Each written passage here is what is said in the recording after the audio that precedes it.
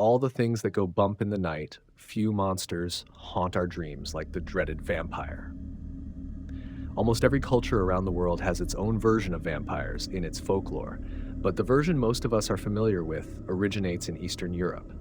This region is full of vampire tales, like the story of Petar Blagojevich, also known as the Vampire of Kisiljevo. In this 18th century Serbian village, Blagojevich's death sparked fear and hysteria, as locals believed he returned from the grave to prey on the living. Legends recount the macabre events of his exhumation, revealing a community's desperate attempt to rid themselves of a suspected vampire. Cases like this led to vampire hysteria spreading across much of Europe until it caught the attention of writers like Bram Stoker, who gave us the infamous Dracula. Petar Blagojevich was a Serbian peasant born in 1662. He spent most of his life in the Serbian village of Kisilova, thought to be modern-day Kisiljevo, and lived a perfectly unremarkable life until his death of unknown causes in 1725. Following his death, Blagojevich's small village was hit by a spate of mysterious deaths. Within 8 days, 9 people had perished. Each of them had suddenly been struck down by a mysterious illness 24 hours before their deaths. Not long after his death, the villagers started saying that Petar Blagojevich had returned to walk among them as a vampire. Such deaths are not uncommon in village life at the time.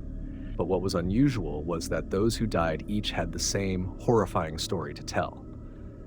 On their deathbeds, each claimed to have been throttled by their recently deceased neighbor. During this period, Blagojevich's widow also came forward claiming that he had visited her in the night, asking for opanci, shoes. She fled the village and moved away soon after. Other stories about this man started to appear, each more alarming than the last. Another tale claimed Blagojevich returned home at night and demanded food from his son. When the young man refused, his father is said to have brutally murdered him, biting him to death and drinking his blood. The superstitious locals decided that Blagojevich's body should be disinterred and examined for signs of vampirism. This meant checking to see if his hair, beard, or nails had grown, and to see if he was suitably decomposed. Digging up the dead, unsurprisingly, was frowned upon. So the villagers demanded that local official Cameral Provisor Frumbald, along with the local priest, attend the inspection. Frumbald tried to object, saying he needed permission from the authorities in Belgrade, but his pleas fell on deaf ears. The locals, after all, were dealing with a vampire and believed they had no time to lose.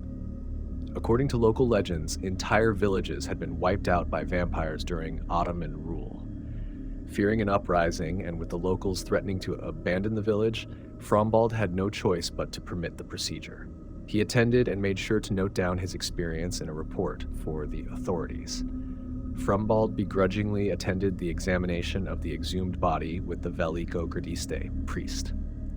According to his notes, he was very concerned to find that the body did indeed match up with descriptions of vampires. Supposedly, Blagojevich's corpse was undecomposed and his hair and beard had grown out. Most disturbingly, blood could be seen in and around his mouth, and he had grown new skin and nails where the old ones had been peeled away. His report went on to detail how the distressed locals, now convinced they were dealing with a vampire, decided to stake Blagojevich through the heart. Frumbald, still not fully sure, was not convinced, but once again decided to let the villagers continue. He recorded how, after being staked, Blagojevich spewed fresh blood from his ears and mouth. The villagers then cremated what was left of the body to make sure he couldn't rise again. Frumbald concluded his report by requesting that the authorities not hold him responsible for what had occurred. He described the villagers as beside themselves with fear and made it clear that exhumation and staking were the only proper choices. As it turned out, the authorities weren't too concerned and never looked into the case any further. A staked corpse was likely a small price to pay to keep the populace sane, and that was pretty much the end of the story. While tales of vampires had circulated for a long time, Frumbald's story stands out as one of the first documented testimonies of vampire beliefs in Eastern Europe. It appeared in the Wienerisches Diarium, a Viennese newspaper, and quickly spread across Europe. Reports like these contributed to the vampire craze of the 18th century, not just in the East, but in Germany, France, and England. So, what did Frumbald see? Is his report a genuine vampire sighting, superstition gone rampant, or something else? It shouldn't be surprising to learn that there are plenty of other explanations. For starters, the dead rising from their graves is surprisingly easy to explain. Since the urbanization of the 11th century, Europe had been dealing with a growing public health issue, which was the proximity between the living and the dead. These were deeply religious times, and people tended to build their homes and businesses near places of worship and the burial ground they came with. This suited the church, which made a pretty penny from inhumations.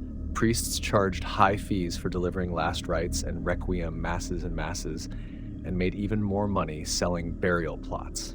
Superstitious locals, on the other hand, died happy knowing they would be interred close to their nearest and dearest, their souls protected by the church's prayers. This quickly became a problem as urbanization hit and the populations of both the living and the dead began to explode.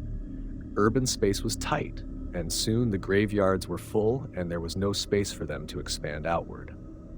During the 17th century, sextons were forced to add another layer of burials to their graveyards. Rather than burying the deceased 6 feet under, they settled for 2. Even worse, the bodies of the poor and those who died of plague were dumped into massive pits en masse. Coffins were expensive, and corpses in general were buried in a fabric shroud. One flood, rainstorm, or hungry pack of dogs later, and all these shallow graves had a habit of dumping their residents onto the surface. Some would be decayed and rotten, while others appeared to be healthy and well-fed. Healthier than when they had been on their deathbeds.